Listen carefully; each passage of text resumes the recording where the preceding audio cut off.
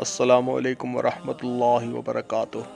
Urdu world دیکھنے والے تمام لوگوں کو تہہ دل سے خوش آمدید کہتے ہیں۔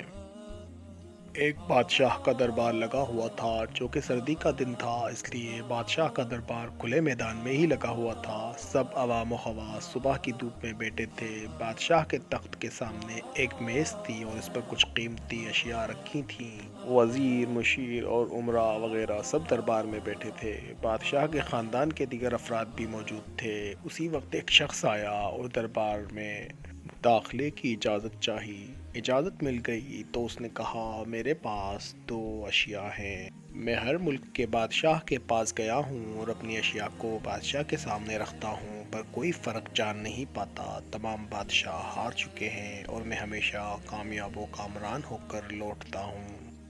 اب آپ کے ملک میں آیا ہوں۔ بادشاہ نے کہا، کیا اشیاء ہیں؟ تو اس نے دونوں اشیاء بادشاہ کے سامنے میز پر رکھ دیں۔ وہ دونوں اشیاء دیکھنے میں بالکل ایک جیسی جسامت، یکساں رنگ، یکساں چمک، گویا کہ یہ دونوں اشیاء ایک دوسرے کی نقل محسوس ہوتی تھیں۔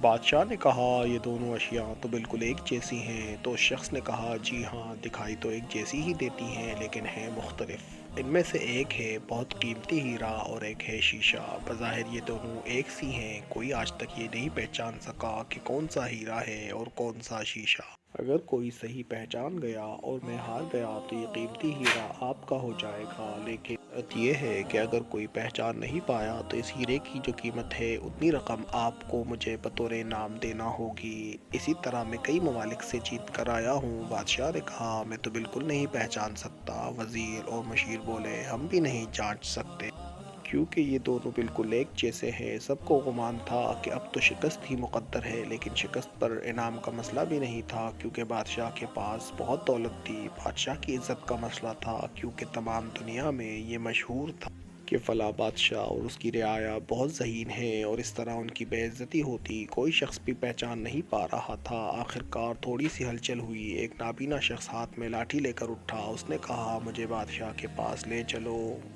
میں نے تمام باتیں سنی ہیں اور یہ بھی سنا ہے کہ کوئی پہچان نہیں پا رہا۔ ایک موقع مجھے بھی دے دیں۔ ایک آدمی کے سہارے وہ بادشاہ کے پاس پہنچا۔ اس نے بادشاہ سے درخواست کی کہ ویسے تو میں پیدائشی نابینا ہوں، لیکن پھر بھی مجھے ایک موقع دیا جائے تاکہ میں بھی ایک بار اپنی ذہانت کو جانچ سکوں، اور ہو سکتا ہے کہ کامیاب بھی ہو جاؤں۔ اگر کامیاب نہ بھی ہوا تو ویسے بھی آپ ہارے ہوئے تو ہیں۔ بادشاہ کو محسوس ہوا کہ اسے موقع دینے میں کوئی حرج نہیں۔ بادشاہ نے کہا، ٹھیک ہے۔ اس نابینا شخص کو دونوں چیزیں چھونے کے لیے دے دی گئیں اور پوچھا گیا کہ ان میں سے کون سا ہیرا ہے اور کون سا شیشہ، یہی آپ کو معلوم کرنا ہے۔ اس آدمی نے ایک لمحے میں کہہ دیا کہ یہ ہیرا ہے اور یہ شیشہ۔ جو آدمی اتنی جگہوں سے جیت کر آیا تھا وہ بہت حیران ہو گیا اور کہا، ٹھیک ہے، آپ نے صحیح پہچانا، آپ کو مبارک ہو۔ اپنے وعدے کے مطابق اب یہ ہیرا بادشاہ کا ہوا۔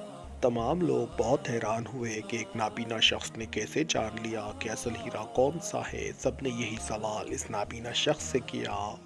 اس نابینا شخص نے کہا، سیدھی سی بات ہے، ہم سب دھوپ میں بیٹھے ہوئے ہیں، میں نے دونوں کو چھو کر محسوس کیا۔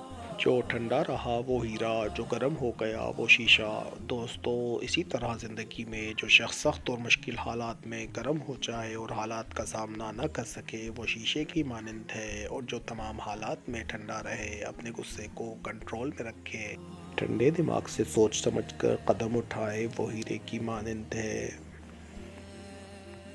اسی طرح کی مزید اچھی ویڈیوز دیکھنے کے لیے ہمارے چینل کو سبسکرائب کریں اور ساتھ ہی موجود گھنٹی کے نشان کو بھی دبا دیں۔ شکریہ۔